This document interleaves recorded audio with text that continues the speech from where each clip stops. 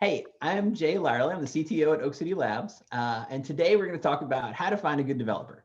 Okay, so you're an entrepreneur and you've got this amazing idea for an app and you want to find somebody who can really deliver on that app and help you bring that to market. And building an app can be really expensive. A lot of folks have a budget for basically just one shot at version one.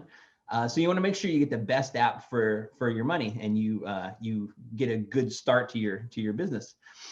So today, my business partner, Carolyn, is joining me to discuss how to screen developers and pick out one that might be right for you. So Carol, thanks for talking to us today. And where do we even get started looking for developers? Well, oftentimes, I would suggest people can ask around in their network. A lot of people these days might do a Google search, but more often than not, like a referral is the very best place to start. Okay, so maybe you get a referral, maybe get a couple you want to talk to. What kind of questions do you ask those developers? Well, I might ask them different questions than a lot of people, but most importantly, you want to ask them about their experience, like what kind of apps they've built before. Have they built anything like what you're looking for? Or like if they haven't built what you're looking for, maybe learn more about their track record and their history. And I often learn from people based on what questions they ask. And so just kind of going through that process should help you out. And you may want to ask about things like quality. How did they build quality into the product? How long do their projects typically take? You probably can't figure out cost on the first round of questions. But experience, quality, things like that. Okay. So when you talk to developers, a lot of times you get sort of a fire hose of Techspeak coming at you. So maybe if you're not really a technical founder, how do you decode that? So the way I do things is I will ask if they use an acronym, I will ask them to explain it to me like they just met me on the side of the street. And, I have no problem being completely ignorant to what somebody is talking about. And I will ask them over and over to explain it to me until I get it, which you are probably familiar with. So, but I mean, it doesn't matter if you don't know what they're saying, just if they can't communicate a complicated topic to you, then they may not be a good partner for you. That makes sense. And what kind of red flags do you look for? Oh my goodness. Let's see. This is where I want to laugh and say, if their name is Jay Lyerly, but I shouldn't say that in a marketing video.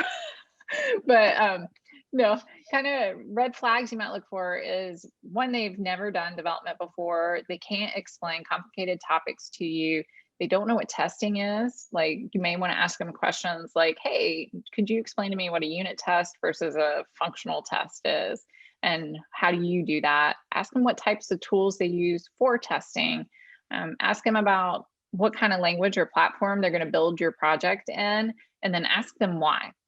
So like if they're going to do a cross-platform app for you, ask them why they like that, and ask them questions like, oh, does that make it a buggier app? Or how easy is it to troubleshoot a cross-platform app? And if they're going to go native, ask them about how, what Android would look like if they're going to start with iOS and what that development process would be like. Okay. And what other advice do you have for folks who are looking for a developer for their project? Just general advice would be looking at that history that we talked about, making sure that they understand testing, good quality software development practices, ask them how they stay up to date on things, and make sure that they have a good explanation as to the tools that they use and the languages that they use. Sometimes it's not always the best to go with a developer that uses the latest, flashiest network or language that's trending of the day, because it's going to make it hard for you to find developers to take that project over in the future. And the same thing with the older languages. I hate to say it, but PHP may not be used for new projects these days. And so if you talk to a developer that's going to build your whole app in PHP, see if that's a trending job post, like on Indeed in your area. And that might give you a good idea of whether that's a good idea or not. All right. Well, thanks for taking us through all that today, Carol. Always hate to see somebody who sinks a huge chunk of cash into a project that ends up with a bad app or an app that just doesn't work. So folks, if you have an app idea or more questions for us, you can contact us at our website at oakcity.io, and be sure to follow us on social media and subscribe to videos for more tech tips. Thanks.